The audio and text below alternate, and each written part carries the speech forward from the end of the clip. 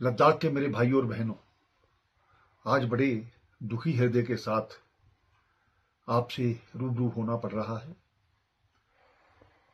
हम जानते हैं कि लोकतांत्रिक व्यवस्था में अपनी बात कहने का सभी को हक है और कहनी भी चाहिए, लेकिन कुछ दिनों से जिस प्रकार से हम जानते हैं लद्दाख में एक अनशन रखा गया और हम चाहते हैं कि अनशन एक लोकतांत्रिक व्यवस्था का एक पार्ट है, लेकिन पिछले एक दो दिनों से जिस प्रकार से लोगों को भड़काया जाना, नेपाल और बांग्लादेश के साथ उसकी तुलना करना, कुछ लोग हम आने वाले समय में आग लगा देंगे, ये कर देंगे, पॉलिटिकल पार्टीज के ऑफिस को करेंगे, लोगों के घरों में जाकर के उनको मारेंगे, ये कौन सा तरीका है?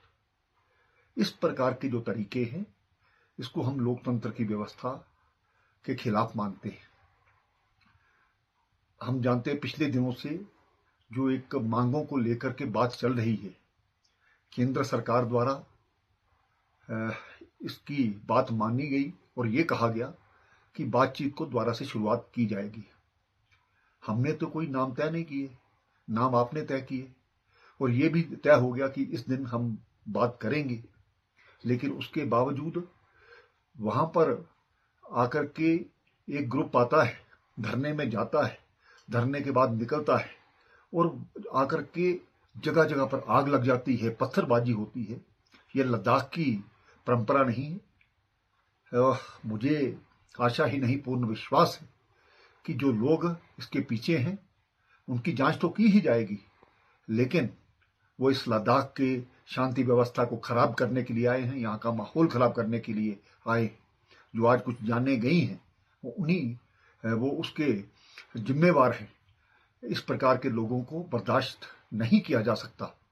मैं एक बार ये जो लोग भड़का रहे थे, मैं शांति व्यवस्था की दोबारा से अपील करता हूं और जिन लोगों ने आज के इस सभी व्यवस्था को खराब करने के लिए ये कोशिश की, जब हमने सुबह यहाँ पर सीआरपी पुलिस को डिप्लॉय किया था, सिर्फ ठीक है एक बंद का आह्वान किया गया उस व्यवस्था को बनाने के लिए, लॉ एंड ऑर्डर रखने के लिए। वहाँ पर हमारे सभी जो पुलिसकर्मी हैं उनके हाथ में लाठियां दी गई थी, लेकिन सीआरपीएफ के लोग गाड़ी के बीच में बैठे हैं और उनको जलाने का प्रयास किया जाता है। ये कहाँ का इंसाफ है? क्या हम अपने जवानों की जान इसी प्रकार से जाने देंगे? उसके बाद कुछ लोग डायरेक्टर जनरल पुलिस जो कि यहाँ की लॉ एंड ऑर्डर को मेंटेन रखते हैं, कई वर्षों से यहाँ पर सेवा का काम कर रहे हैं, उनकी गाड़ी पर बड़े बड़े पत्थर मारे जाना, ये कहाँ का इंसाफ है? क्या इसके पीछे कोई साजिश करने वाले लोग नहीं हैं? मैं लद्दाख के शांति प्रिय लोगों से ये कहना चाहता हूँ, आप इस चीज को समझिए। कुछ लोग अपने मफाद के कारण से पूरे लद्दाख की जो सुरक्षा व्यवस्था है उनको खराब करने का प्रयास कर रहे हैं। मैं लद्दाख की जनता के साथ हूँ, मैं लद्दाख के नौजवानों के साथ हूँ और लद्दाख के नौजवान जब भी मुझसे मिलने आते हैं मैंने कभी किसी को मना नहीं किया। और जिस प्रकार से उनके भविष्य की हम बात सोच रहे हैं, चाहे वो टूरिज्म के माध्यम से, चाहे वो एजुकेशन के माध्यम से या हेल्थ के माध्यम से, और नई नई नौकरियों का यहाँ पर नोटिफिकेशन जारी हो रही है।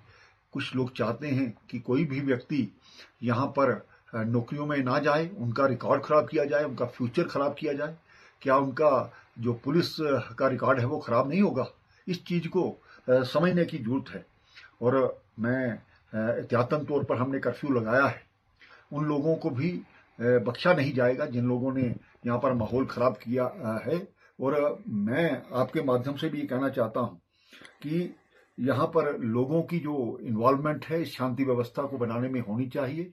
हमारी जो रिलीजियस लोग हैं, हमारे जो राजनीतिक पार्टियां हैं, मैं उनसे भी अपील करता हूं कि इस प्रकार के जो लोग जो उनको चिन्हित कीजिए, आइडेंटिफाई कीजिए और उनको रोकिए। आओ हम सब मिलजुल करके लद्दाख में एक शांतिपूर्ण व्यवस्था को कायम करें। जो एहतियातन थोड़ा कर्फ्यू लगाया गया है, जो लोग इसमें जिन्होंने जानें गंवाई हैं उनके परिवार के प्रति संवेदना व्यक्त करता हूं, लेकिन आइंदा इस प्रकार से ये सभी चीजें इसके लिए की गई ताकि और ज्यादा यहाँ पर कैजुअलिटी करने का जो प्रयास किया जा रहा था उसको हमने रोका है। बहुत बहुत धन्यवाद। हम सब इसके बारे में सोचें और लद्दाख की शांति व्यवस्था बनाए रखें। धन्यवाद। छोटे या बड़े किसी भी तरह के ब्रांड, दुकान या बिजनेस को अब ले जाएं एक कदम आगे। एडवर्टाइज करें JK वायरल न्यूज के साथ और बढ़ाएं अपने बिजनेस को। अभी कॉल करें नीचे दिए गए नंबर पर या डायल करें 9858805270।